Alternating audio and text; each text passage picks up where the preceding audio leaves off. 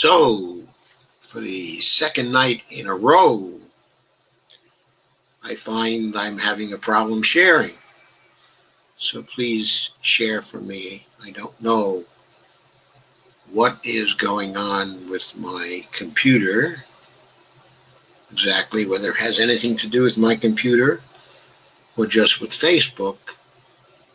But the fact is that when I try to share, I just get a circle going round and round and round.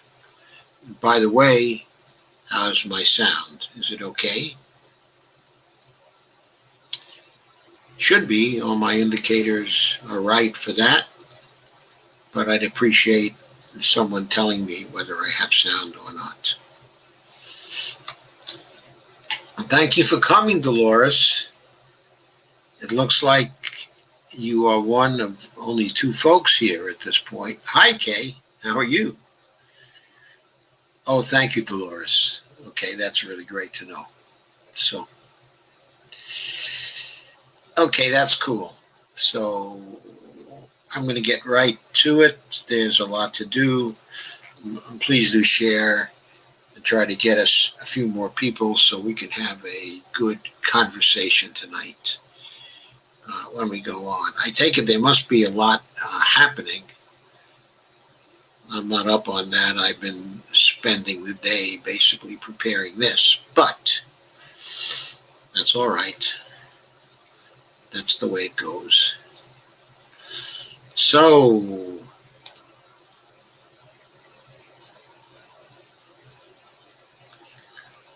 let's start with an article on the elections by Dave Dayen. It's an unsanitized column, and he entitles it Election Edition Following the Canceled Money, which I think is a pretty clever thing to do. This is dated today, October 28th. And he says, a strange thing happens with elections in the modern data-driven era. People believe that access to public polling gives them real-time information into the electoral picture. And if they read enough of the Real Clear Politics Average and the 538 forecast, they can handicap every race and be a hit at parties. This neglects the fact that an army of professionals are paid to know more about these races than the average doom scroller. There's a significant amount of private polling, and one of those internal polls gets shared publicly often puts the best spin on it. There is district-level polling of the presidential race that the pros selectively leak to the polling analysts.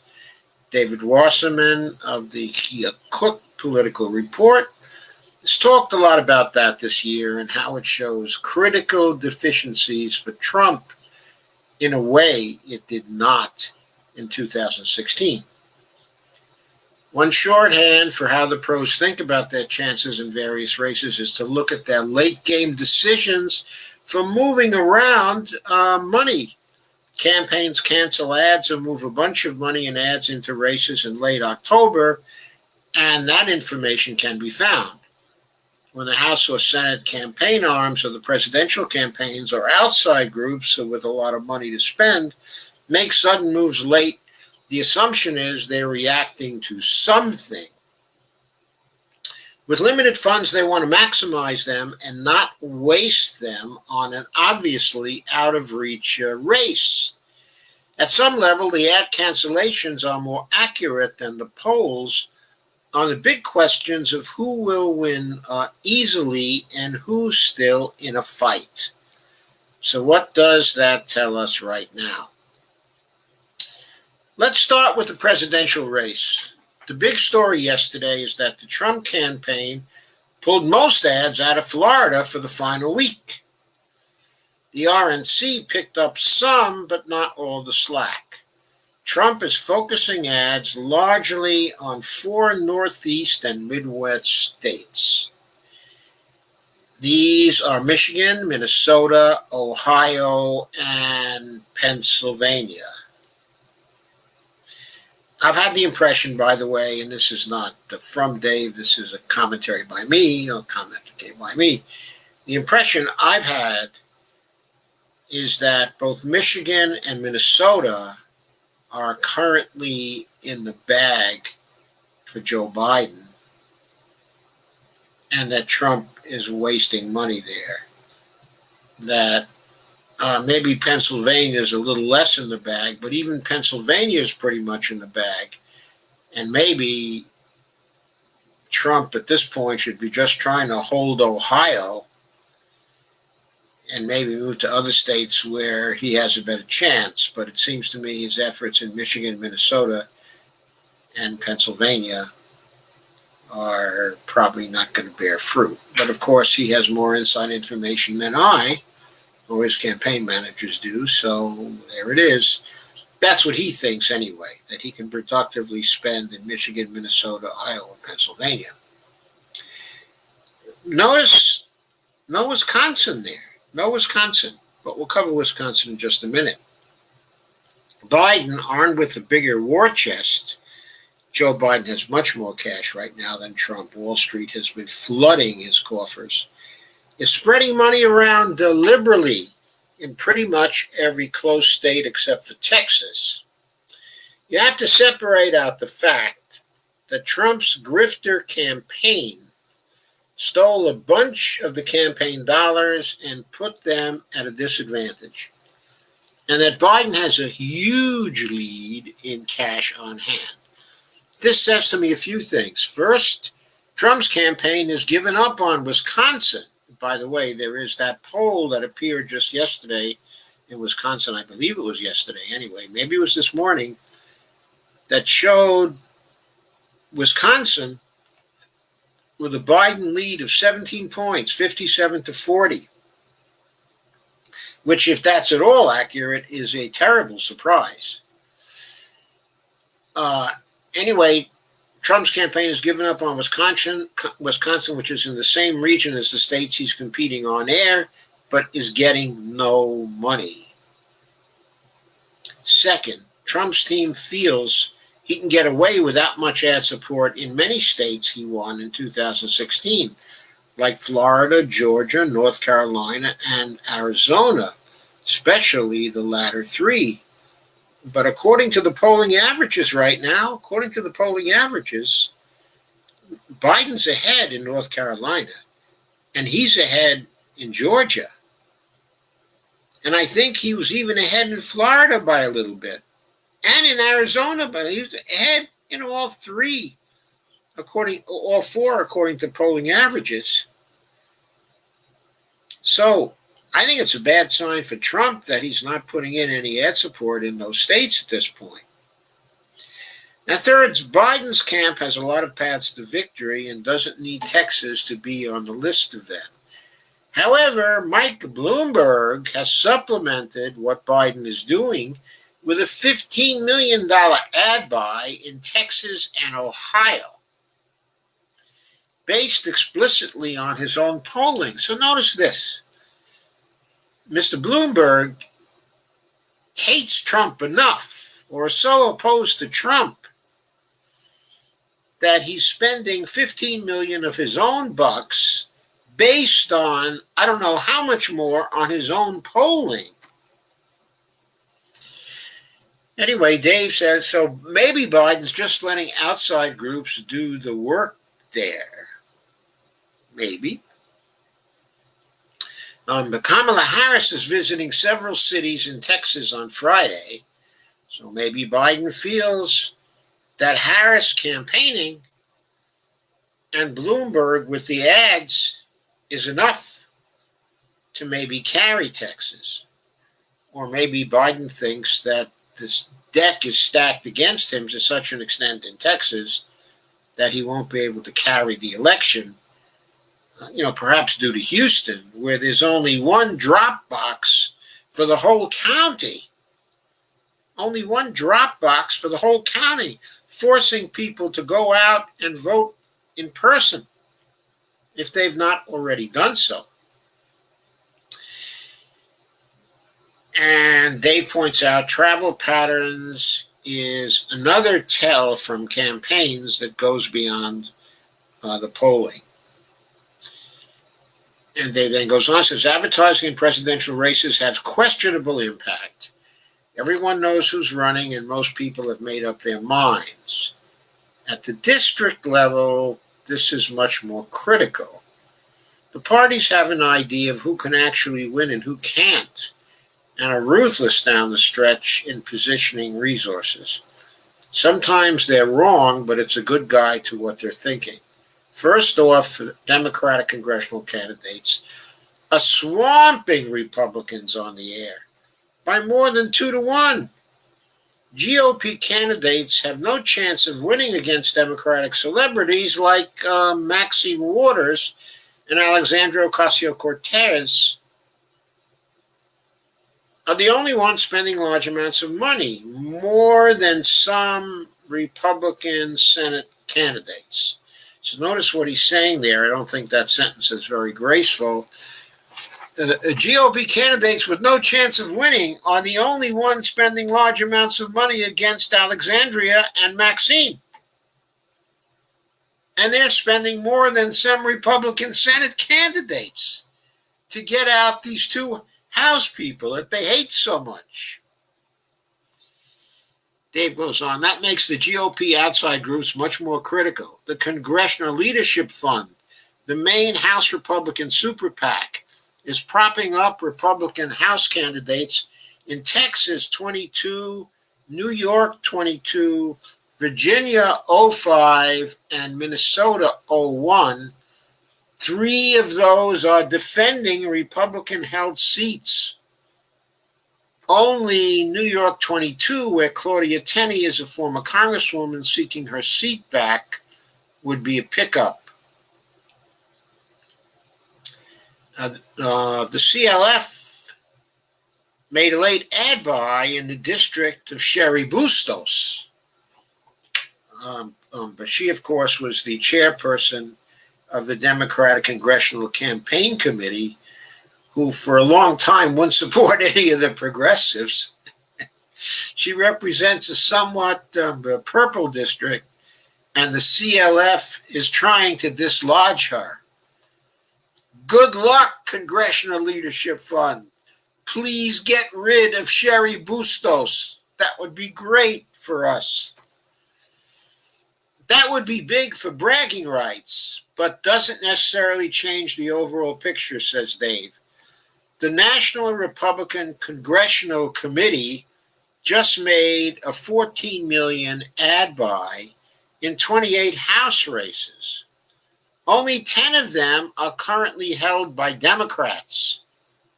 This suggests that Republicans are just trying to limit the damage they're likely to get in the House.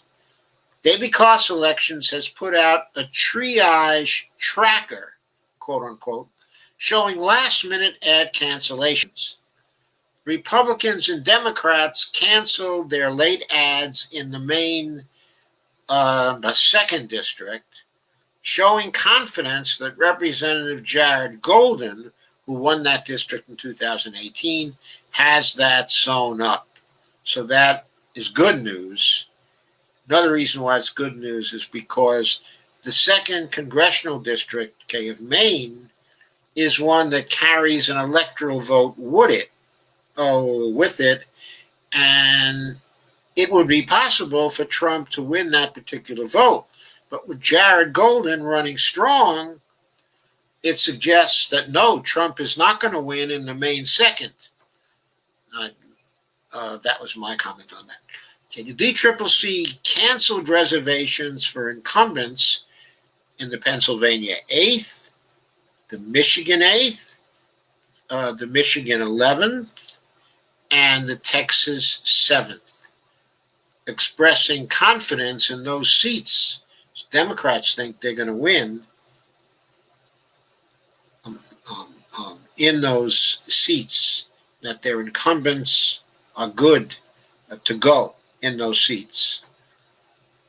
And the National Republican Campaign Committee bugged out of the Texas 22nd an open seat where Democrat Sri Preston Kulkarni nearly won in 2018. Even though the Congressional Leadership Fund is spending there. The fact that the NRCC bugs out suggests that but perhaps the Democrat is slated to win in that open seat now? Could be. Daily Kos Elections made 18 race rating changes yesterday, and 15 of them were favorable to Democrats. In short, the Democrats are going to hold on to the House, and the question is only how many seats they're going to pick up. Dave next points out there's not going to be any stimulus package before the election, and hopes for one after the election hinge on the results. I could take a, quote, victory, unquote, lap for being aware that there was no way this was going to happen, but there's no victory here. It's a deeply sad situation that will have millions of people needlessly suffer. We must rely even more on the Federal Reserve, which seems to do its best work getting journalists to write glowing profiles about Jay Powell. For a rather different take, read Katie Porter's letter to Powell about the central bank buying J.P. Morgan Chase corporate bonds. Well, I'm going to stop it there.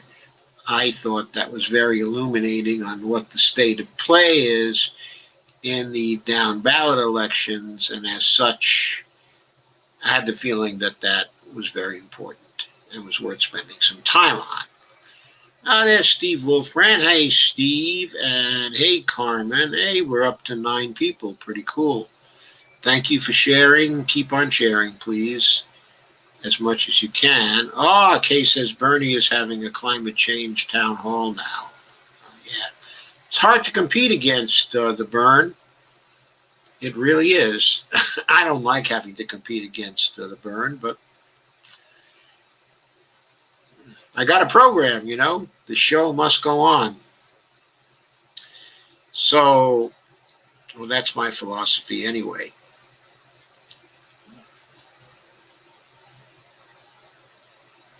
So let's see where I am now.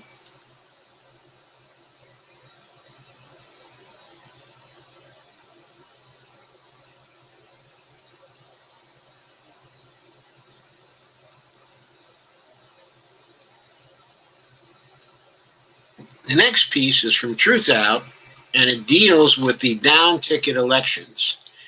The headline is Tuesday's down-ticket elections are the most important in generations. And this is by William Rivers Pitt, who is one of my favorite writers over there. Another one is Marjorie Cohn. The presidential contests have a quadrennial way of sucking all the oxygen out of the room, to the detriment of the local races, which matter as much, if not more, as the one atop the ticket. Though maybe not right just now. The media enjoy covering big shiny things, and covering the nearly 500 House and Senate elections happening on the federal level alone involves encompassing a vast array of details. Don't squeeze well into the 2-minute dollops of wisdom proffered by the networks. This year, of course, it isn't even a fight. 5-term Senator Floopdoodle's battle against a well-funded challenger makes for a stirring story, to be sure. It has trouble, however, competing for media space. I'm sure Floopdoodle is Lindsey Graham or maybe Mitch McConnell.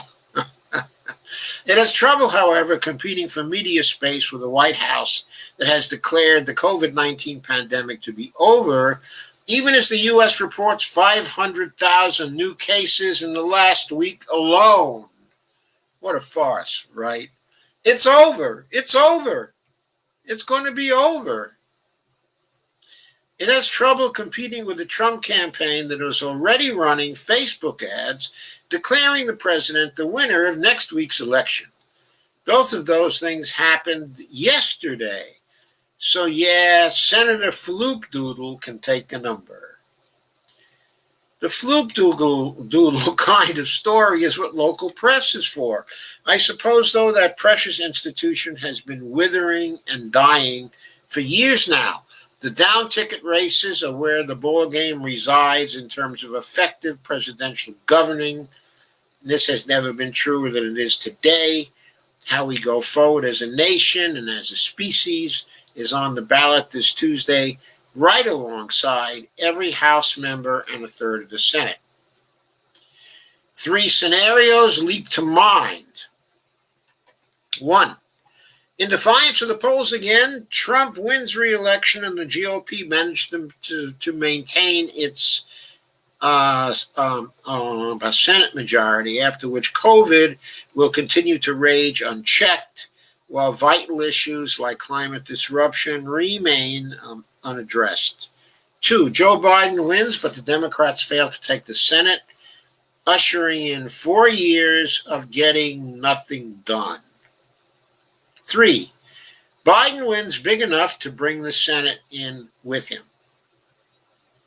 The possibilities that bloom under scenario number 3, which looks to me like it's the scenario we're going to have, are almost too huge to contemplate and not be bereft of irony. Joe Biden, avatar and partial architect of the center-right drift the Democratic Party has taken over the last 5 decades, 50 years almost, 45, I think, since Biden has entered the Senate, stands on the cusp of potentially becoming a genuinely transformative, progressive president if the voters give him a Senate majority to match the House. Whether Biden will rise to that occasion or get bogged down in the unilateral surrender of, quote, bipartisanship, unquote, is a matter for a later article. It is the possibilities that tantalize at the moment. There are a number of shoes that have to drop before any of these possibilities can begin to see daylight. Democrats in the House of Representatives need to either hold or expand their majority control, which is precisely what appears to be happening. House Speaker Nancy Pelosi has already announced her intention to stand for the gavel again next year, and there appear to be no rivals with enough muscle to push her aside. That is bad news. I don't know if it's really true. I don't know who the progressives are going to put up. I don't know who the Problem Solvers Caucus, is going to put up, at this point. I don't know whether Tim Ryan is going to run again. I don't know if the various people who would like to see someone else will join together to block Nancy and not bargain with her this time, because they got horrible results, in my view, from the bargains they struck with her last time. At least on the progressive side, she did almost nothing for the progressives that was visible to me, except maybe give them a chance to grandstand in some of the committees. But as far as getting anything concrete done, no. She did not allow any of that to happen. So from a progressive point of view, my view is she is their enemy. She must be ended. She must be put aside. It would be great if Shahed could do it in California, or California voters would just get so sick of her bullshit that they would say, it's time to roll on, folks. It's time to roll on. But I don't really think that's going to happen in her district, right now. I think Shahed was blown aside by a fake scandal, which I'm not sure she set up, but anyway, doesn't look good there from what I understand. The Senate then is where the show is. GOP controls 53 seats to the Democrats 45, with 2 seats held by Dem caucusing independents. specifically Angus King of Maine and, of course, Bernie Sanders. Okay, now they're about to be joined by Al Gross of Alaska, I believe, who has a slim lead over Dan Sullivan and could well win up there right now. So there might be 3 independents who are Dem caucusing, okay, at that time.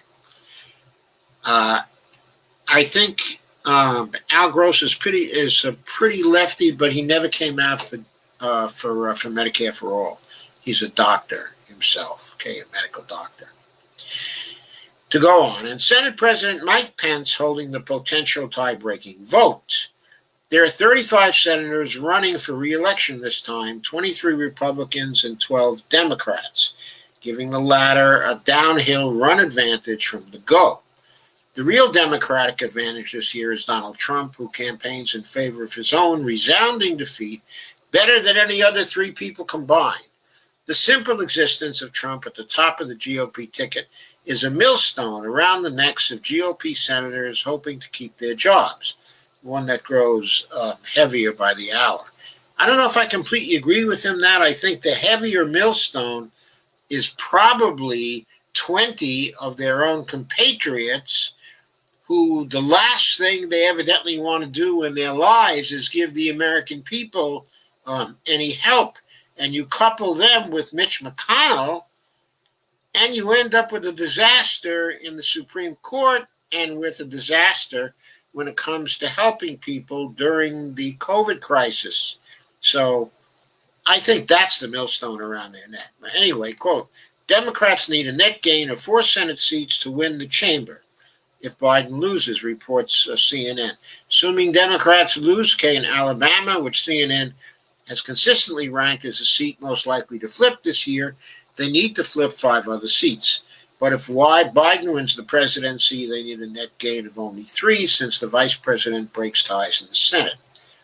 Again, assuming they lose Alabama, Dems would need to flip 4 seats, unquote.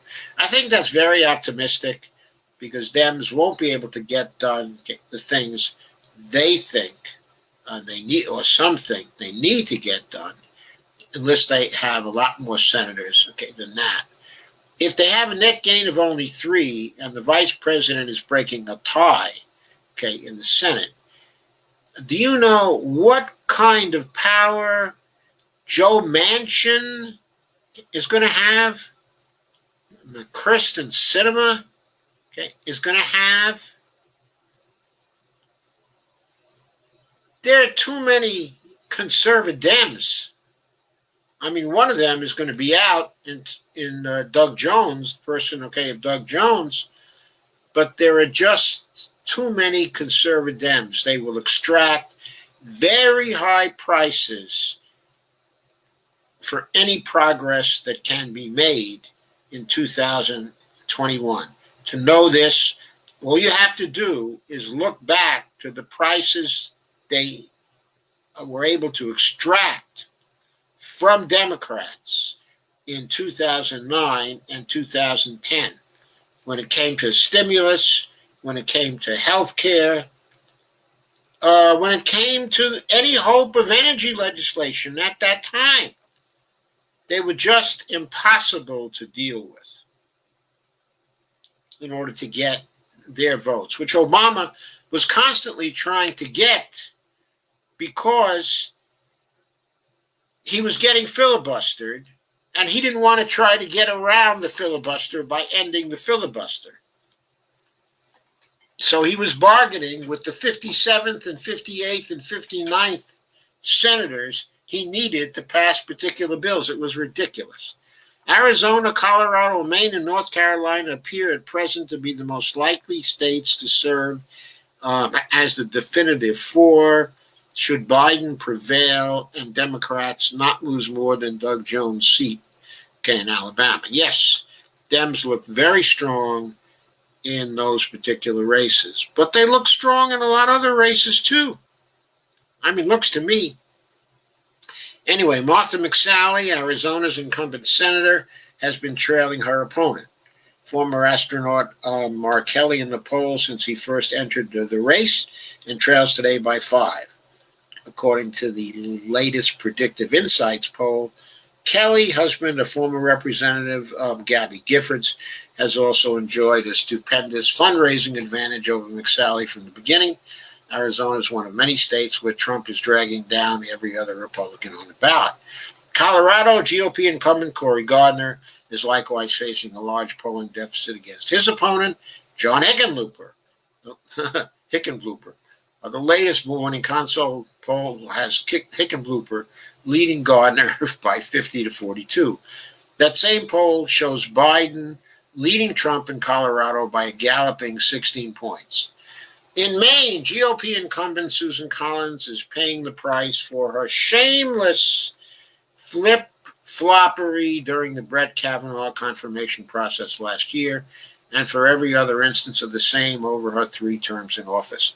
An empty vote cast on Monday against Amy Coney Barrett may not be enough to salvage her seat, and the use this year of ranked choice voting in her state makes her road even more difficult. The Colby College poll today has challenger Sarah Gideon up by 3, but Collins has been down from the beginning and may not have the steam to complete a comeback. I don't think she does. I think Gideon's going to win by 5. In North Carolina, a sexting scandal surrounding Democratic challenger Cal Cunningham has not served to blow up his lead over GOP incumbent Thom Tillis. The latest CBS YouGov polling has Cunningham leading Tillis by 6 points, while the presidential race in that state remains razor close. Yeah, I believe Trump has a 1.4 point lead in that state right now. Well, maybe it's 4/10 in Georgia and 1 point there. It's either one or the other. In other words, it's either that or the reverse. These races are potentially the 4 horsemen of the Trumpocalypse in the Senate. Iowa's close with challenger Theresa Greenfield leading GOP incumbent Joni Ernst by a slim 3 points. Montana is close. I think Steve Bullock is going to beat Steve Daines. I really do, because Trump is going to be is pulling down the ticket there, and Bullock was a popular governor, and he's an excellent campaigner, and I think Steve Daines is not up to the task, of beating him. So remember, you just heard that here. Georgia is close, and there are 2 Senate seats that are there, that are up for grabs. The Kelly Loeffler seat and the David Perdue seat. They both are up for grabs. And Perdue is just not a very attractive candidate. And, of course, no relief bill got through. That's going to weigh heavily on those Georgia senators, on both of them. And in head-to-head polling, if Loeffler wins the primary, which he may not, this other guy, Doug Collins, may win down there, in the primary. Warnock has a better lead when you poll 2 by 2 there, as opposed to the 3 who are running. Warnock has a bigger lead over Loeffler than I believe he has over Collins. We don't know yet how that is going to work out. What's likely to happen there is nobody will get a majority. There will have to be a runoff. Then in the runoff, the question is whether Warnock will be running against Loeffler or Collins. So Minnesota is close too, but Tina Smith is running there for her first full term, and that is close, but it's not. I don't think it's close enough to beat Tina Smith. I don't think the Republican candidate is strong enough. I think Tina Smith is sure to win there. Even if, is it Tina Smith is running there? Have I got that wrong? I think it's Tina Smith. Even if, when the Democrats lose Alabama and Doug Jones, there is still a significant opportunity for that party to take the Senate away from Mitch McConnell once and for all. Yes. Oh, and not for nothing, but Lindsey Graham and challenger Jamie Harrison are tied in South Carolina as of yesterday. It's not always about the top of the ticket. This year of all years is looking to prove that out. So that's that one. Now another shorty. I want to go through a short one, or I want to go through one shortly, let's say. Let's put it that way before I get to the courts. Where am I? Yeah. Well, more elections news in Texas. Common Dreams article. Texas Supreme Court upholds shameful, naked voter suppression, quote unquote, with a ruling allowing the state to limit counties to one ballot drop box. So the Republicans were trying to rig things. The governor of the state, Governor Abbott, was trying to rig things. He put forward an executive order limiting each county in the state to one mail-in ballot drop box. So, it's not actually a U.S. mail-in drop box. You can't do that because that, is federal. But, in other words, one drop box in each of the counties. Now, there are millions of votes in Houston, in the county that encompasses Houston. There are less votes at issue, in Austin, but it's still a pretty big area, and it's just ridiculous, the voter suppression there. But people have to travel in that one county, in Houston, that encompasses the city, of Houston. Some people have to travel, I don't know what it is, something like more than 2 million voters will rely in Harris County on one ballot drop box instead of the usual 12.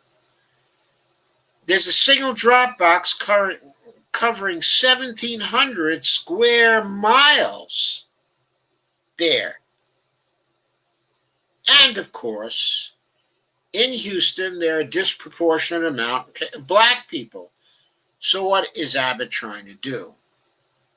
And not just black people, of course, Hispanics also. So what Abbott is trying to do, of course, is to disenfranchise the Hispanics and blacks in that particular county. That's what he's trying to do. He knows in some sparsely populated rural area, and by the way, they have the advantage anyway because Texas is highly gerrymandered. But adding to the gerrymandered advantage, he now limits the early return ballot locations to one per county to cut down on the vote. And the Texas Supreme Court underwrote that. It's incredible. It's incredible. I mean, this is really shameful. Really, really shameful. That's all there is to say about it. It's election news tampering. Of course, it has to do with courts, but it doesn't have to do with federal courts.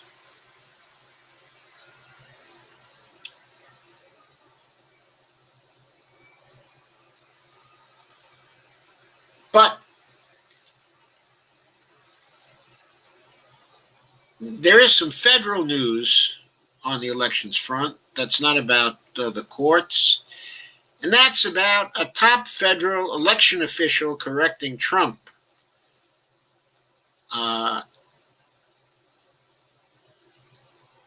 Quote, counting ballots, all of them, is the appropriate, proper, and very legal way to determine who won, unquote. And that's an article in Common Dreams by Jake Johnson today. There's a picture. Oh, you can't see the picture because I forgot to share it. So let me share the screen for that article. Yep.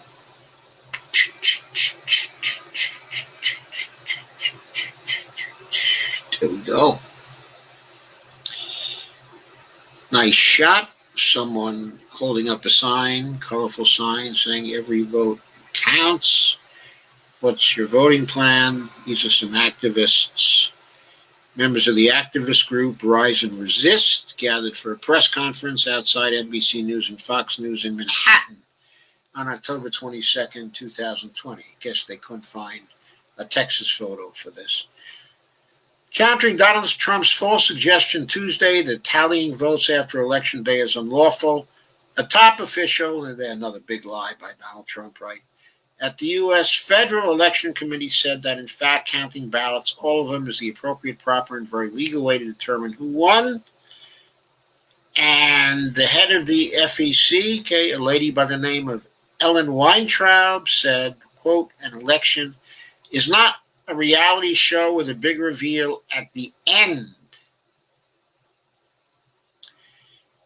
She is a Democratic commissioner at the FEC, tweeted in response to Trump's insistence that a winner be officially declared on the night of November 3rd. All we get on election night are projections from TV networks. We never have official results on election nights. All we get on election nights are projections. We never have official results. Counting ballots, all of them, is the appropriate, proper, and very legal way. And that was a reply to Donald Trump and the latest idiot remark that he made, the latest lie he told his supporters and to others who were foolish enough to listen.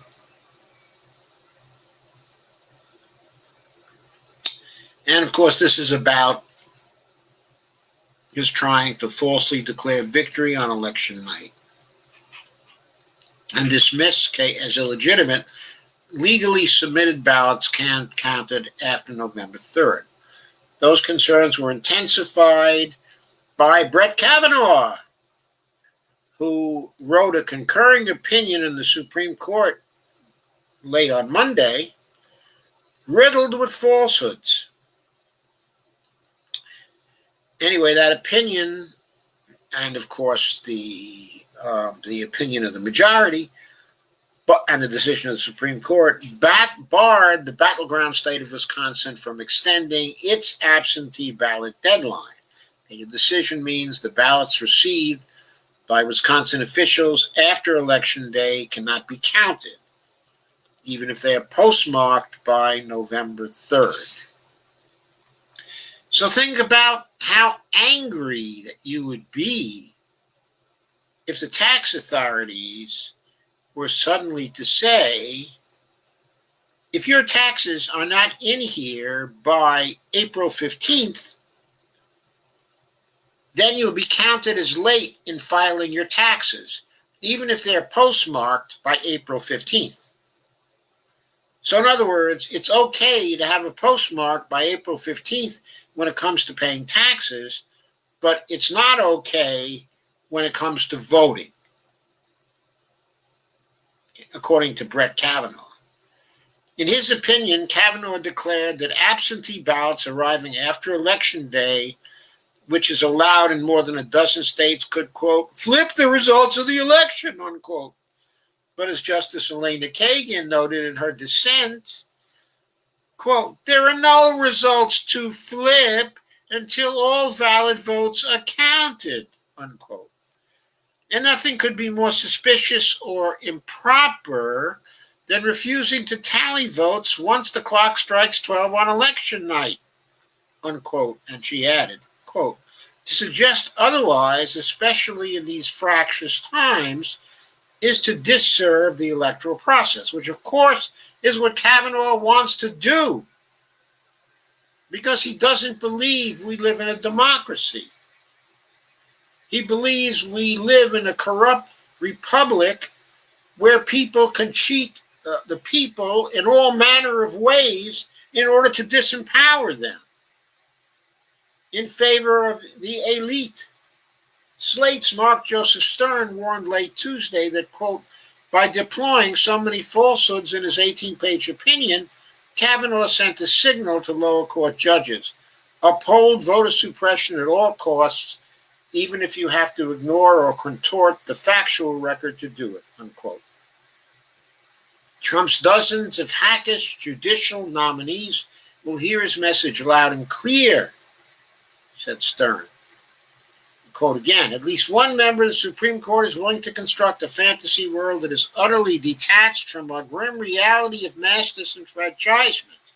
If we cannot trust the justices to tell the truth now, why should we believe them if they decide the election next week?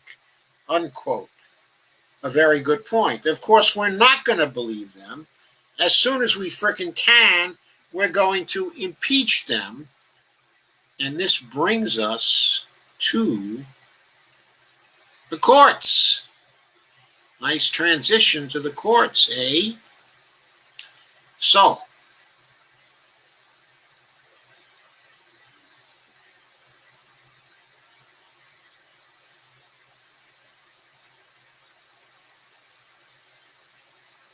next I'm going to share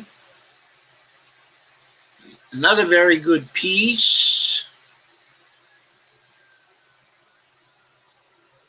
by William Rivers Pitt from Truth Out. Now is no time for cowardice.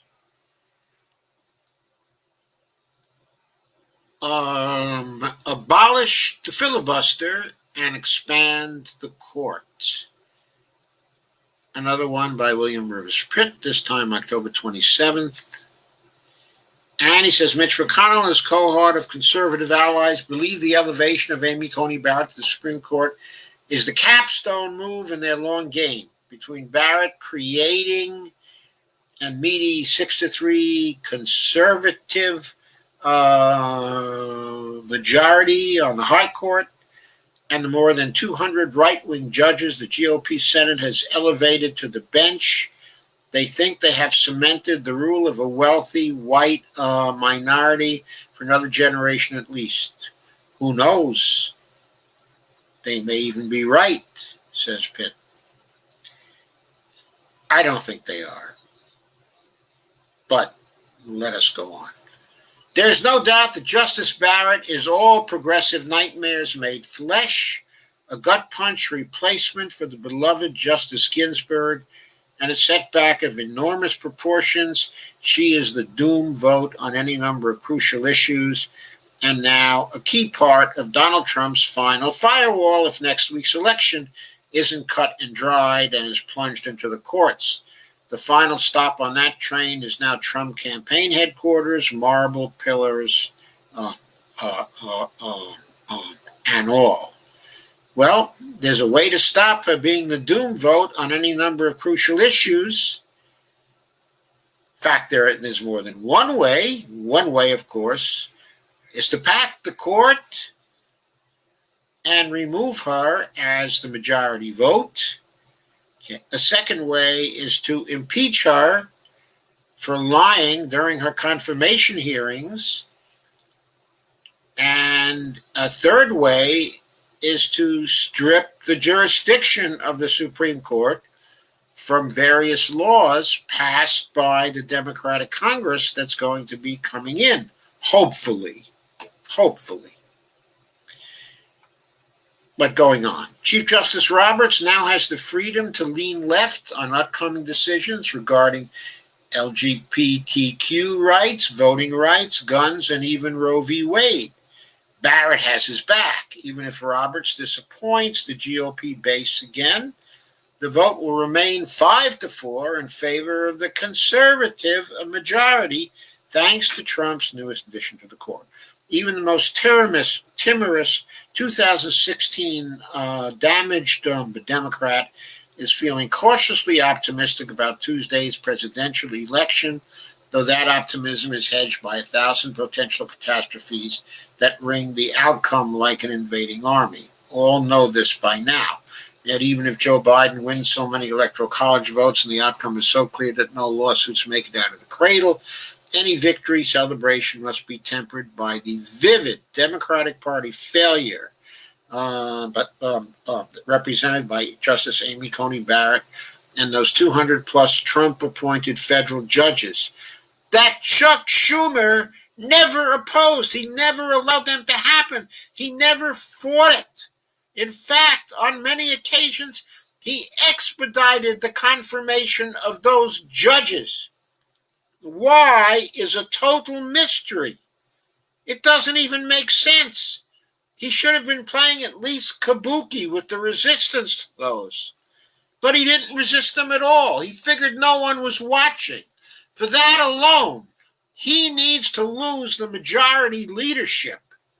He's got to be rejected as much as Nancy Pelosi. Chuck Schumer is a loser. Chuck Schumer is a loser. Sure, one can't point to straight-up buzzard luck when it comes to the Democrats in the Supreme Court. Trump getting 3 chances to nominate justices is unspeakable. The Washington Post's Ruth Marcus, a notorious neoliberal if there ever was one, I added that, likewise notes, quote, part of this lopsidedness reflects the luck of the presidential draw. Richard M. Nixon had 4 appointments, Jimmy Carter none, or bad retirement on the part of justices. Bad retirement timing on the part of justices, specifically on the part of Ruth Bader Ginsburg, who could have retired while Obama was still the president. And I think if she had retired in Obama's 3rd year, I think then that, well, of course, at that point, okay, the Democrats, no, they didn't have a majority in the Senate.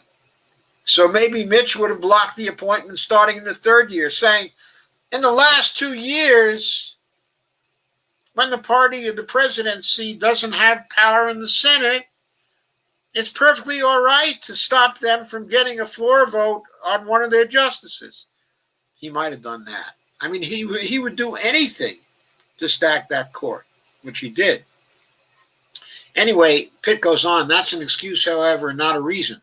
The Republicans, and in particular the Federalist Society, along with other far-right judicial activist organizations, have spent decades creating and augmenting an assembly line for the mass construction of conservative judges, precisely like Barrett and like Kavanaugh and Gorsuch before her. And actually, it starts with Roberts, okay, and Alito. In fact, maybe it even starts going all the way back to Thomas. We'll deal with Thomas in a few minutes. Not only did the GOP correctly perceive the courts as the high ground in all political battles to come, they've toiled long and hard to put themselves into a position where they could pounce on opportunities like the one provided by Donald Trump over the last 4 years, and pounce they did.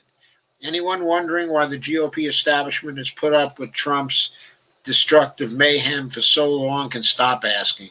These people are not fools. Year by year, the GOP has become more and more the party of angry, older, rural, and suburban white people. As that core base has flexed its muscles in the primaries, an ever-growing majority of the country has come to spurn the racist form of radicalism pouring out of the Republican Party. The millennials and Gen Z are about to become the largest voting bloc in the country, and white people en masse are on the verge of becoming the minority for the first time ever. Seizing the courts actually mitigates the loss of political power many within the GOP rightly see as an inevitability. Dems have spent those decades believing fights over judges happen in the Senate, while Republicans have labored to make sure the fight is already won by the time it reaches that chamber. Chuck Schumer and his party bring a knife to a gunfight even when in the majority, and Schumer can only peer over his readers in dismay as he gets rolled like a fat cohiba. I think that's a fish. If this hard lesson is not learned like yesterday, then it won't matter much if Biden wins big next week. The Democrats lack the infrastructure to exert their will over the judicial branch in the manner the GOP has now in historic fashion. I don't know if I agree with that. I don't know what kind of infrastructure you need. I mean, you have professors in various places across the country that would be liberals on the Supreme Court in law schools, and they're all qualified because they come from law schools. Okay, so they're qualified. And if the Democrats were to expand the courts by 6 to 15, they could certainly find 6 good people from law schools who would be on the liberal side of the Supreme Court and give the liberals a 9-6 majority over the Supreme Court. Trump's lasting legacy, an ultra-conservative judiciary from root to branch, did not fall from the sky. The GOP is a minority party, but their activism on this matter of the judiciary has been superior. Their money and energies far better spent. I think of the anti-choice activists who have darkened the doors of clinics like Planned Parenthood chanting, quote, praise God, unquote, and pamphleting everything that moves. They have been doing that for decades. Every single day, no matter the weather, one single issue focused on with religious fervor. No distractions, no side tents, only this bit of sidewalk and the will to stand upon it for years until you get what you want. With Barrett, those activists got what they want after so many years of trying. The decades-long arc of anti-choice protests hews closely to the arc of right-wing judicial activism that has culminated with this bleak moment in history. We are seeing the darkness reaching for the darkness and finding itself at long last triumphant. That's a good line. We're seeing the darkness reaching for the darkness. If this lesson can be seared into the hearts and minds of congressional Democrats, however, all is far from lost. First principles. The only way to beat these modern Mitch McConnell Republicans is to fight like them, only better. If this lesson is learned, then the outcome of Tuesday's vote has the potential to save this harebrained country even from itself. If Biden manages a win so stout that the Democrats regain control of the Senate, then it's hats over the windmill, because it has to be. Abolish the goddamn filibuster and prepare to put 2 progressive justices onto an expanded Supreme Court. Fuck that, Pitt. 6 progressive justices onto an expanded Supreme Court. Republicans have shown us exactly how to govern by dint of sheer gall and by an affirmative nose count. Let the Democrats show how much they have learned. I couldn't agree more, except he doesn't have enough gall. We need 6 more. Quote, expand the court, unquote, demanded Representative Alexandria Ocasio-Cortez last night. Quote, Republicans do this because they don't believe Dems have the stones to play hardball like they do. And for a long time they've been correct. But do not let them bullying the public into thinking their bulldozing is normal, but a response isn't. There is a legal process for expansion, unquote. Quote, there will be hell to pay, unquote, is the wail from the fainting couches in the offices of Democratic officials. They are correct. The GOP will bring the full weight of its financial propaganda juggernaut to bear against any move to expand the court. In the words of one particularly sadistic Republican, quote, bring them on. People are already paying hell under the far-right rule of the moneyed few, and that hell will only expand if this kangaroo Supreme Court is allowed to stand without a proper, fair, and thoroughly legal adjustment. The outcome of the 2020 election, along with the decision by Democrats to finally stop being doormats, will determine if the elevation of Justice Barrett to the High Court is a generational event or merely a speed bump on the way towards wresting this notion from the grasp of a radical, tyrannical, and, by the way, racist minority. That wasn't exactly a quote because I added the racist. If the Democrats secure a mighty win, okay, this is a quote from the article, they have a mighty choice before them: govern or go home. They cannot govern with a broken filibuster and this twisted court in place.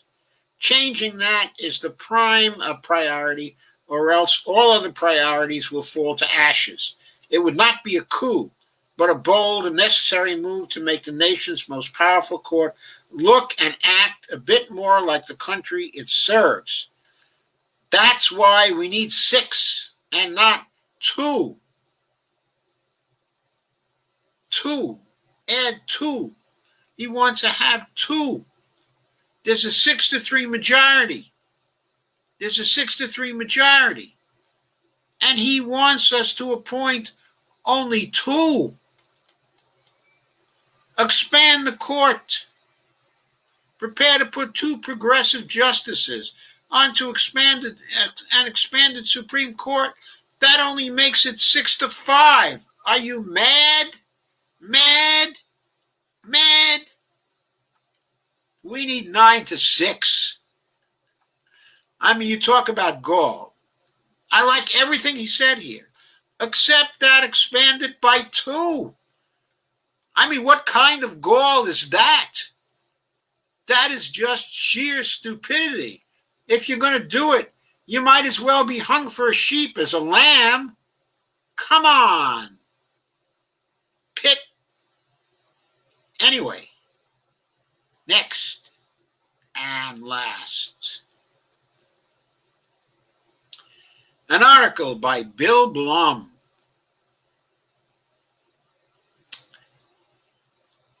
And let's share the screen for that one as well.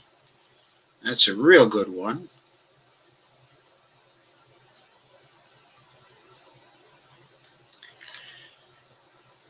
Title: Here's the case for impeaching Clarence Thomas, the most corrupt Supreme Court justice. This is written by Bill Blum of the Independent Media Institute, Alternet. And there's a picture of old Clarence. Yes, he is old now. It's long past his sell-by date. With the confirmation of Amy Coney Barrett, I mean, the SOBs have been on there for, 32 years now?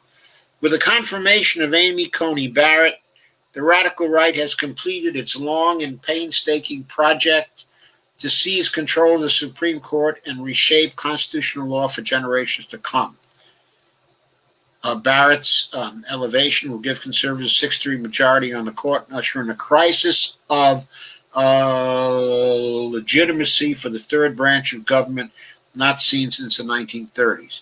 The right's triumph has prompted anger and soul-searching among Democrats, and progressives, sparking calls to expand a number of Supreme Court justices, echoing Franklin D. Roosevelt's unsuccessful effort to add additional seats to the High Tribunal in the midst of the Great Depression.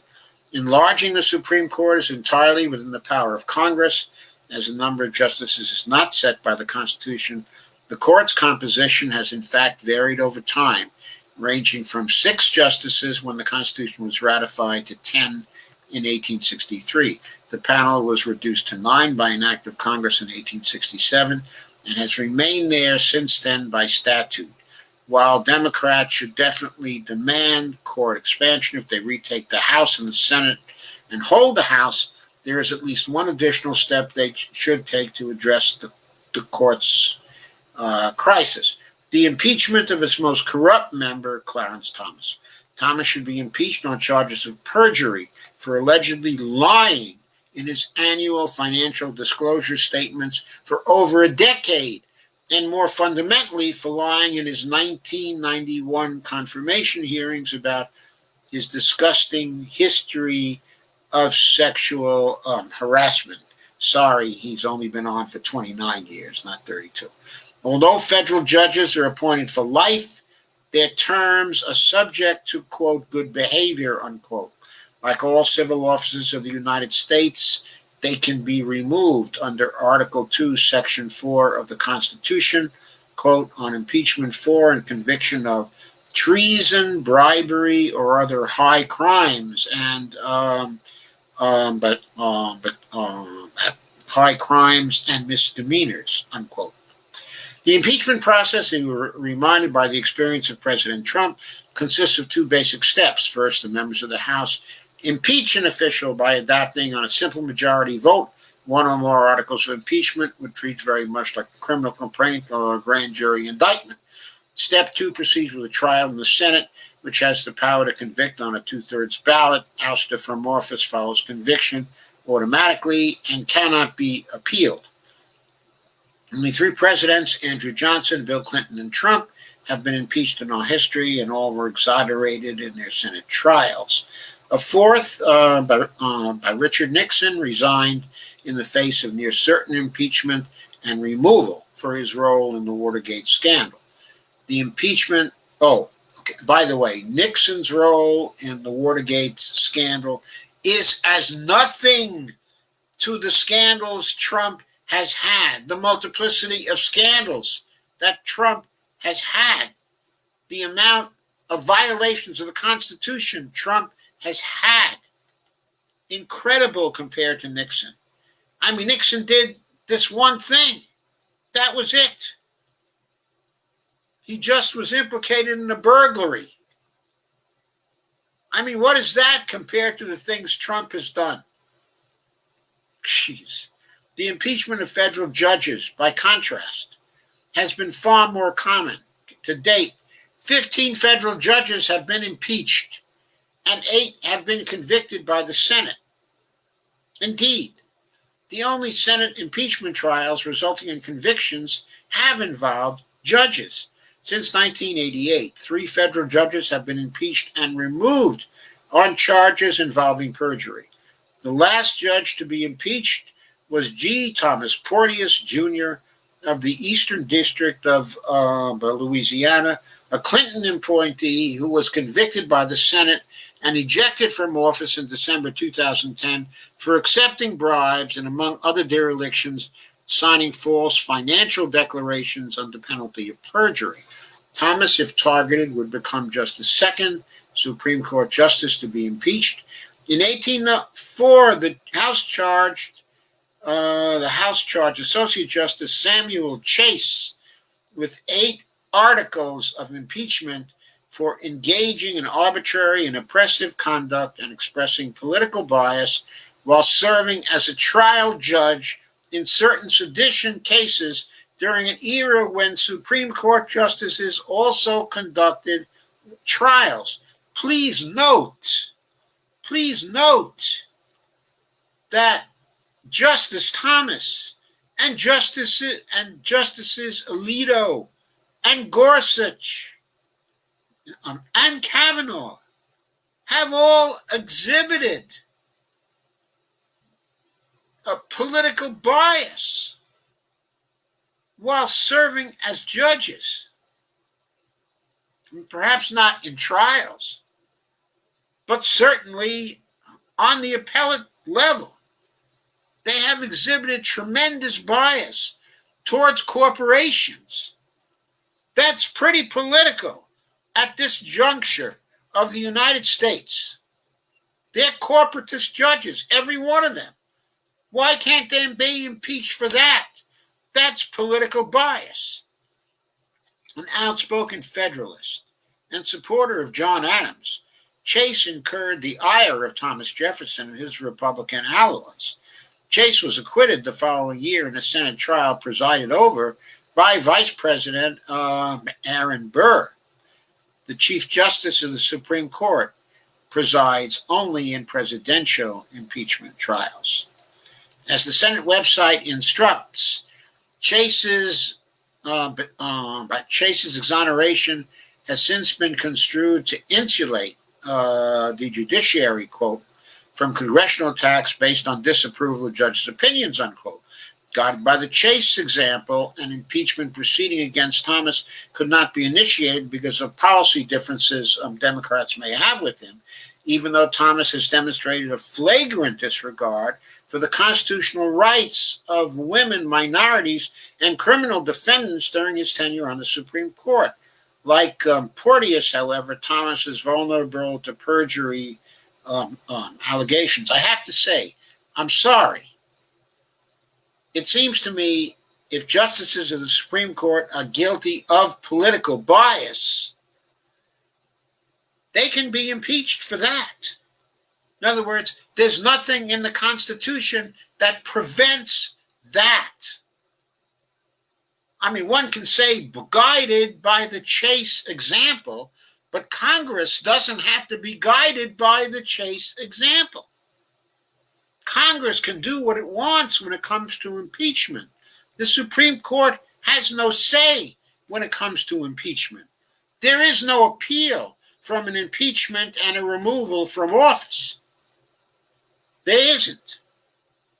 Anyway, it is true Thomas would be more vulnerable to perjury allegations because those seem to be non-political. Of course, not having previously removed him, but due to perjury, was in itself really political. That is, political decisions were made. Well, we won't do that. It seems like we're playing too much hardball if we do that. The Democrats could have come close to doing that, though, way back during the Obama administration. They could have come close to doing that. Under the 1978 Ethics in Government Act, all high-ranking federal officials are required to file yearly financial disclosure statements for themselves and their spouses to safeguard against conflicts of interest. But for 13 years, Thomas failed to report his wife Virginia's earnings on the mandatory annual financial disclosure forms that he signed under penalty of perjury, indicating that his spouse had no non-investment income when in fact she was steadily employed in high-level jobs as a policy analyst and an outspoken conservative activist. Now, it was known that she was a conservative activist at the time of his confirmation. That wasn't at all new news. Now, the Democrats should have been all over that during Obama's first 2 years when he failed to report his wife's earnings on the annual financial disclosure forms. And they should have removed him from the Supreme Court then for perjury. According to Common Cause Virginia, who is also a lawyer and a one-time aide to former Republican House Majority Leader Dick Armey, she received more than $686,000 between 2003 and 2007 working for the Heritage Foundation. Why didn't the Democrats under Nancy Pelosi and Harry Reid remove her?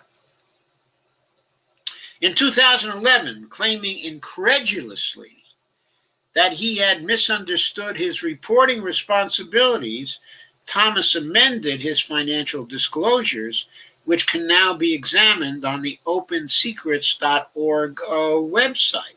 As University of Colorado law professor Paul Campos pointed out in a 2011 Daily Beast article, the relevant question on the disclosure form isn't complicated. Even if Justice Thomas wasn't a lawyer, he shouldn't have needed to hire one to explain to him that the box marked none next to the phrase spouse's non-investment income should only be checked if his spouse had no non-investment income. In Campus' view, Thomas' omissions were criminal. I think they were too. Thomas alleged perjury in his testimony before Senate by Judiciary Committee in 1991 was of a far greater magnitude, centering on his denial under oath that he harassed Anita Hill and other female colleagues while he served as the chair of the Equal Employment Opportunity Commission, EEOC, during the presidencies of Ronald Reagan and George H.W. Bush. The clash between Hill and Thomas was televised and made for riveting viewing, even more so than the rancorous battle over the 2018 confirmation of Brett Kavanaugh. Thomas was treated with kid gloves by the all male members of the Judiciary Committee, including its chair, Joseph Robinette Biden. I just added that to the article, who sat largely in silence as he denied ever engaging in inappropriate behavior and claimed he was being, quote, subjected to a high-tech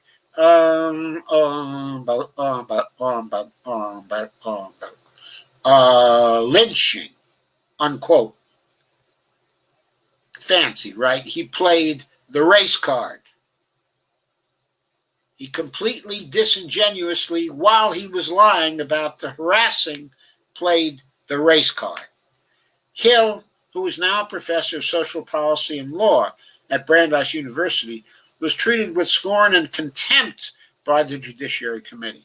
Some members called her delusional, quote unquote, suggesting she was mentally, quote unquote, unstable and was a scorned woman, quote unquote, out for revenge against Thomas for rebuffing her romantic advances. In addition to assassinating Hill's character, the committee, under the chairmanship of Joe Biden, then the senior Democratic senator from Delaware, declined to call 3 other female Thomas accusers to testify at the hearing. One of those accusers, the writer Angela Wright, remains an outspoken critic of Thomas and has publicly called for his impeachment. Also, Anita Hill has never wavered, insisting she told the truth.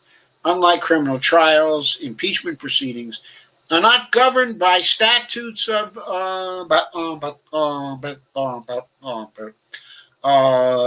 limitations. In any event, it is never too late to do justice and provide Hill and Thomas's other accusers with the fair hearing they never received.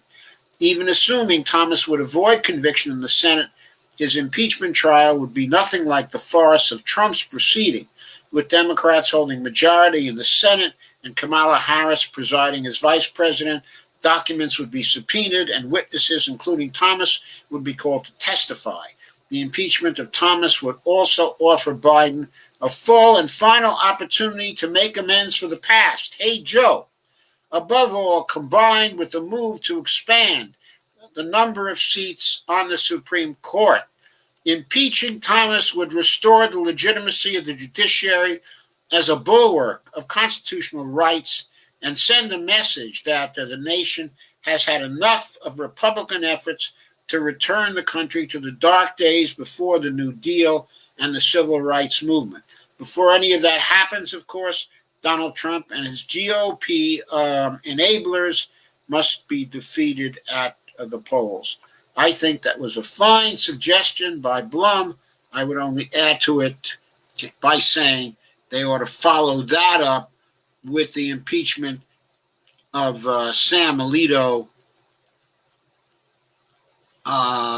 Gorsuch, Kavanaugh,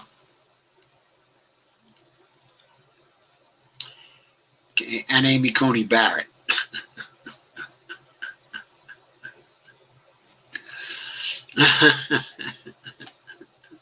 Then we probably wouldn't have to expand the court. But I do have to say one thing about that. Yeah, okay, and that is, I don't think expanding the court is a bad idea. At 9 justices, this court is very limited in its capacity to hear cases, and many constitutional issues never get heard because the justices have too heavy a workload, or they wait for years and years and years. The workload of the court has expanded in recent years, greatly expanded. It needs more justices. That is not a bad idea just from a workload point of view, just based on that. So we ought to expand the court. We ought to get a better workload for each of the justices out of that. And we also ought to get a court that's much more in line with the composition of the United States and the opinions of the voters. That is very, very important, okay, at this point. By the way, even 9 to 6 would not do it. Even 9 to 6 would not do it. It would not be sufficient. I mean, people who think like these justices, they are a small minority of people in the United States. I mean, people don't imagine. They are not ready for the havoc that this 6-3 majority would wreak on the United States. Absolutely wreak havoc. Got to get rid of that.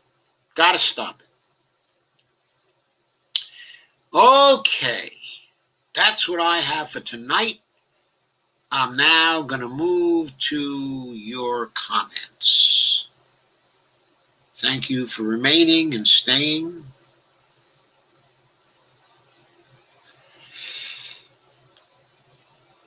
And Carmen says at 9:16, woo, made. I had to get Wi-Fi extender. Hope all are well. Hi, Bonnie, says Carmen. Steve says, shared. Steve says, at least you're not up against World Series again. Laugh out loud. Yeah. Carmen said, would be cool if we could do the Byrne climate change town hall watch party, but this is chill too. Maybe we can do the climate change town hall watch party and all make comments about it. That might be very cool. Carmen Muniz says, Kay says to Carmen Muniz, it was very good. And Carmen says, dashing. Stevie says, Steve Wolfbrand says, Bernie who? Steve Wolfbrand says, hopefully Shahed will solve that. God, would I just love that if Shahed were to solve that problem? Oh my God, that would be so fantastic. Kay says, how's that race going out there, Steve? Carmen says, tragic too, because I always thought California was really progressive. Yeah, Rep Pelosi over Buttar. They're not really progressive. They're just more so than the rest of the country. Steve says, Shahed will probably lose, but fingers crossed. I'm in LA. We hate San Francisco, and they don't like us either. Some idiot wore SF colors to a Dodger game and got beat into a coma. Oh, my God, that's awful.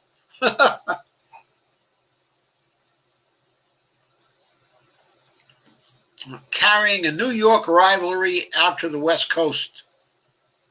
Yeah. San Francisco used to be the New York Giants.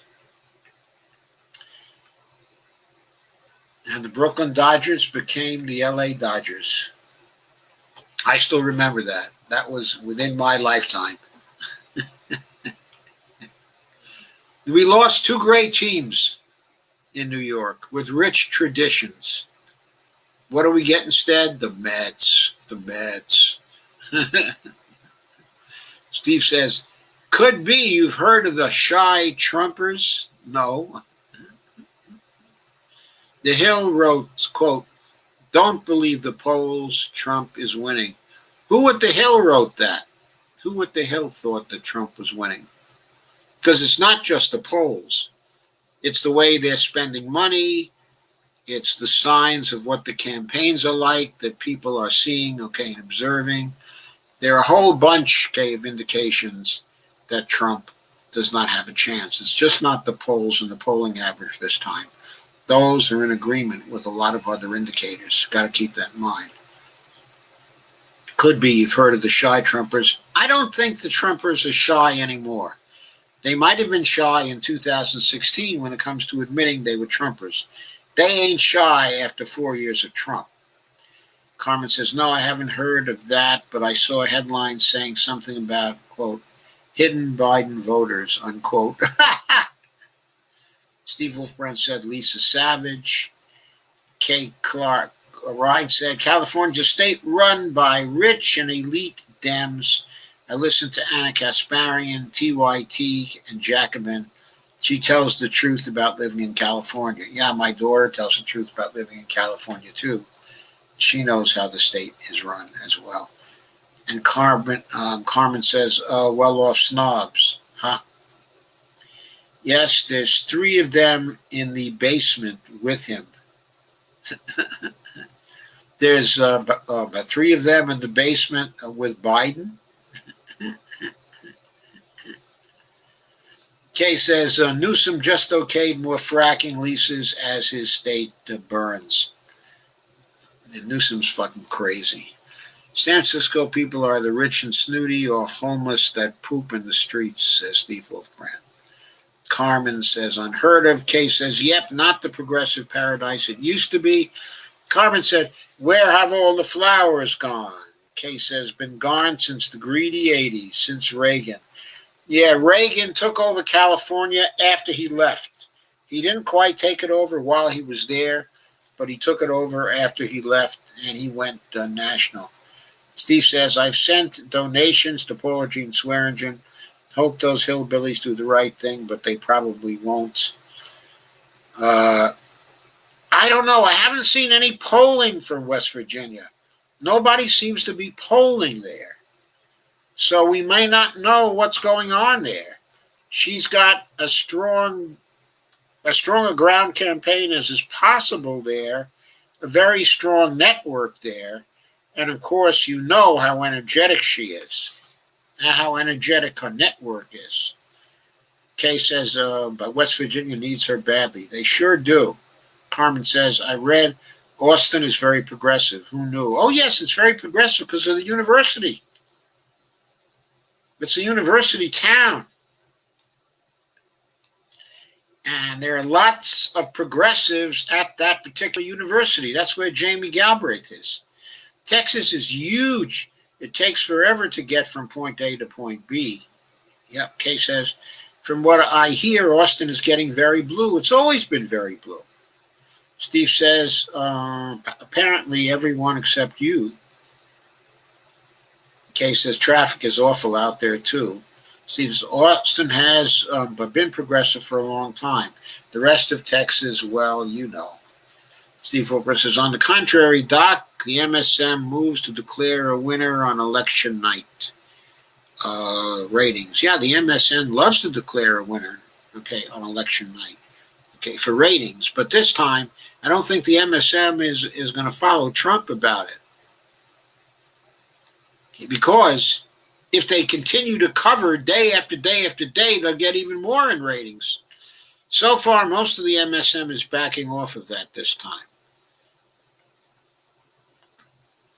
And Steve says, this is not an election, it's a burning fuse that will blow on Wednesday, November 4th. Yep, I expect there's a lot of truth to that, Steve. Tom Hartman had a guest on today with all kinds of research on how the GOP has taken over this country. She was on for an hour and was very informative. Steve says, does hanging chads ring a bell? It certainly does, but it'll be something different, though, this time. It won't be hanging chads. It'll be machine rigging. It will be armed seizure of the polls and destruction of the Democratic ballots. Carmen says, why was Agolf invited to SCOTUS today? Anyone heard? Catherine Klass is here. Hiya, Catherine. She says, Republicans are packing the court. Yes, I talked about that at some great length. Carmen says, did Hurricane Zeta make landfall and where, please?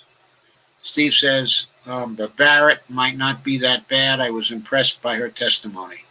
Nah, she's going to be bad. Her whole previous record indicates she's going to be the worst one, except perhaps for Thomas. And she might even be worse than Thomas because she's reputed to be as smart as Scalia was. No one has ever accused Thomas of being that smart. Kay says, yes, Carmen Muniz came ashore down by NOLA, but yet again, those poor people can't get a break this year. Steve says, I think Alabama, nothing burger. Carmen says, so sad to hear that. Kay said, I watched the coverage from the Weather Channel earlier. Conservatives are all about conserving white privilege and entitlement. Yes. And Kay says, and oligarchy, Carmen Muniz. Carmen asks, what's the difference? And Steve says, Cohiba is a Cuban cigar, Joe, high quality. Yes, I should have remembered that.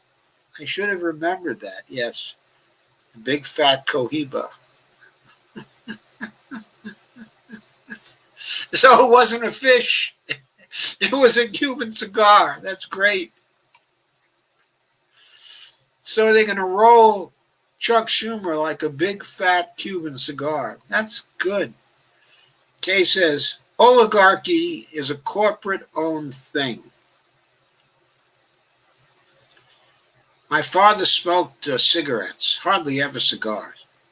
I smoked cigars for a time, but we couldn't get Cuban cigars at that time here. It wasn't possible to get them. So I smoked very dark cigars from Florida that were made by Cubans. They were pretty good, I recall. Yeah, I used to smoke pipes and cigars and sometimes cigarettes. Then Bonnie and I went cold turkey in 1988, and we made it through together. We haven't touched a smoke since. Carmen says, buy whites. Kay says, yep. Carmen says, the orange, reaching for the orange grove. L. Stephen Day said something, but I can't see what it was. Steve Wolfbrand says, why not go for 100 judges? Well, that's too much. They'd have a lot of trouble in dealing together. But 15 judges, we can do. I want you, Dr. Joe, to get on SCOTUS. All our oppression would be over. One guy's not enough. One gal is not enough either. We need 6. Anyone seen or heard from Stephen DeVore in the last couple of days? Wonder how he's doing. Yeah, we haven't heard from him. That's right. No, I haven't heard from him. Scalia was murdered in an attempt to get Hillary elected. Come on, Steve. Steve Wolfbrand said, no, I worry about him. Kay says, I worry about him too. Why don't we discuss the corruption of the compromised Biden crime family? 2 words, laptop and Bobolinsky. The Bubblicious Bobolinsky. Carmen says, don't start. No one is in the mood for that stupidity. Listen on Focus What Matters by Dr. Joe. Impeachment of a sitting SCOTUS ain't going to happen. I don't think it's ever happened in history. No, impeachment has happened. Removal hasn't happened. Impeachment of a sitting SCOTUS has happened. Samuel Chase was the example. He was impeached. He was never convicted. Okay. Kay Clark Ryan says, all of you know that Biden wasn't my choice either, but he's a damn better choice than Rump. Carmen says, oh no, Kay, you took the bait. And Kay says, got to do what I have to do to try to preserve my SS, all of our health care, no matter how shitty it is. There's another thing you have to do, Kay. You have to prevent an SS. You have to preserve your SS, and you have to prevent an SS from taking over the United States. A second 4 years of Trump could well result in the FBI being transformed into an SS, or the people from the Department of Homeland Security being transformed into an SS. Kay says, better than nothing. And Steve says, Thomas put a pubic hair on Anita's can of Coke. Biden defended him. I know, that was awful. Steve says, you're dreaming, Doc. Well, maybe. We're going to see. Just remember, the political situation isn't the same as it was. Carmen says, I don't see SS being in danger, even with Agolf huffing and puffing and swearing to blow that house down. He may try to privatize it, though, which it means it's in danger. If he tries to privatize it, it won't be Social Security anymore. It won't be Social Security anymore. You privatize it, and you get it put into stocks. And when you have to retire, what happens if the market is down? I mean, what happens if the market has crashed? Suddenly, your monthly retirement payment is 1/3 the size it was overnight. What the hell are you going to do then, Carmen? Privatizing it is ending it. And Carmen says, you're delusional. So far, Dr. J is always right and you're not. No, I'm not always right. I'm not always right. Steve says, Biden threatened to cut Social Security many times. Yes, he did threaten to cut it many times. And the last time is when he was with Obama in the Obama administration. He threatened it with the CPI for the elderly, the chained, I'm sorry, not with the CPI for the elderly, but with the chained CPI. But I think he's probably learned a lesson since then, that he knows Obama made a number of mistakes, and those mistakes related to deficit spending and to stimulus that was too small. And he also knows Obama made mistakes with the ACA. He knows that too.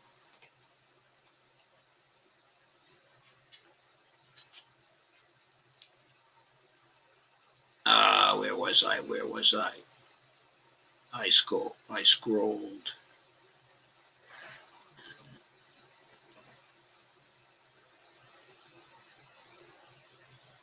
And Sandy Degg is here, and she says, share. Thank you, Sandy.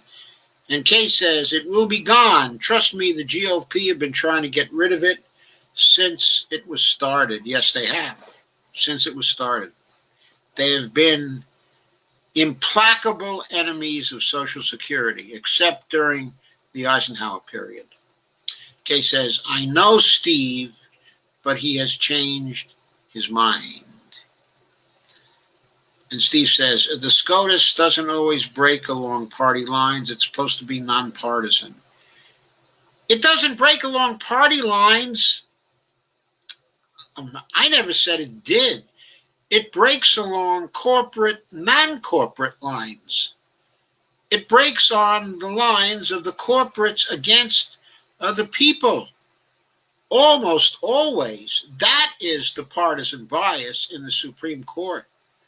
It's not partisan, okay, in the sense of the two wings of the single party. The two wings, okay, of the neoliberal party. It breaks along, but neoliberal and somewhat anti-neoliberal signs. I should say lines. Okay, right now, only Kagan and Sotomayor and maybe Breyer are faintly anti-neoliberal, very faintly. And maybe Sotomayor is the most anti-corporate of them still left. By the way, those 6 justices I'm talking about, okay, that get appointed, they better all be anti-corporate, because otherwise they're not going to do much good when it comes to the corporate versus the people issues. Steve says, we don't like the Yankees either. Well, of course you don't like the Yankees, because you got the Giants and the Dodgers out there, and they never liked the Yankees either. Carmen says, God damn it, now I have to listen to this program again about the Thomas corruption because aggravating Steve distracted me with his dumb and dumber stuff again. Steve says, the shy Trumpers are people who won't admit to pollsters about intending to vote for Trump. They don't say that now. They're not ashamed of voting for Trump anymore. Steve says, it's hard to poll in West Virginia. No phones and those dirt roads are a bitch. I know that it would be expensive to poll, okay, in West Virginia, and they just figure, well, it's red. It's totally red. It's always going to be red. It's never going to change. It's always going to be red. It's always going to be corporate. Only Dem who has a chance to win there is Manchin, because he's corporate skunk. Steve says, hard to poll in West Virginia. No phones, those dirt roads are a bitch. Carmen says, who tells pollsters how they're going to vote? That's illegal for pollsters to ask. Carmen says it's illegal for them to ask, but they can be asked for a preference at the time of the poll. And they can be polled as to whether they're Democratic or not Democratic or independent or what the heck they are. Carmen says, smart or Machiavellian on Barrett? Well, let's put it this way. She's a good calculator, and she's good as a logician. I don't think she's very good as a politician. And Dolores says, now John Roberts is pretty good as a politician. I don't think Amy Coney Barrett is. I think she's more the rigid type. Dolores Pierce says, I've seen more Trump signs when driving around Pennsylvania and upstate New York. Friends in Florida see more Trump signs in areas such as Tampa, that is a known blue area. Trump is still strong in many areas of Florida. Yes, he is. Trump is still drawing large crowds as well. I agree with all that. I think Florida could certainly still go for Trump. I think that, according to the polls, I think Biden may have a 1-point lead at this point. So, yeah. And Trump is there campaigning each day. If people don't start catching COVID now, right away, so people see he's been running super spreader events, he might win.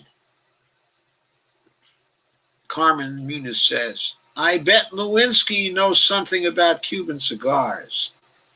Carmen says, I know. It's traumatizing. Steve says, I bought 3 boxes of Cohibas back from Cuba. Thought I'd make a killing. No one would touch them. Contraband, embargo. Oh, no. Carmen says, spot on, Dr. Joe, SS fascism. Okay. Steve says, Lewinsky was smoking something, but it wasn't a cigar. Kay says, I know that too, Joe. We already have too many militias for Trump. Well, I think we have a lot of militias for Trump, but I never counted, the militias, so I can't say. Dolores says, Obama-Biden administration looked into privatization of Social Security. Yes, they did. Yes, they did. Fortunately, they never got a chance to privatize it. MMTers have also looked into privatization of Social Security. And it's Warren's view, and the view of every other MMTer that I've ever talked to, by the way, that it would be the stupidest thing for people to do would be to privatize their Social Security. Carmen says, and Monica on the Slick Willie harmonica. Oh, boy. What an image. Kay says, Biden knows we all remember his record. He seems to be trying to change. I don't think he's trying very hard. I mean, he keeps running towards the right. Keeps running towards the right. He keeps on, letting us hear things like, maybe he's going to nominate Gina Raimondo, a former hedge fund schmuck, for Secretary of the Treasury. We'll hear about that tomorrow, most probably. Obama is a corporate-owned, useless president, and a corporate-owned, useless campaigner as well.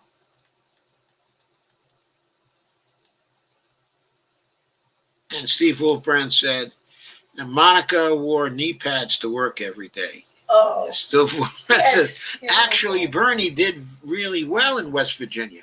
HRC, not so much. I know Bernie did really well in West Virginia. That's why Paula Jean could do really well in West Virginia. Steve Wolfbrand said, what songs did she play? I'm not even going to get into that, Steve. And Kay says, yes, he did, but the corporate-owned Dem Party in West Virginia went for HRC anyway. Yeah, I remember. Steve Wolfbrand said Scalia was murdered. And Carmen Muniz says, the Colombians and Cubans are so disappointing with their Trump support.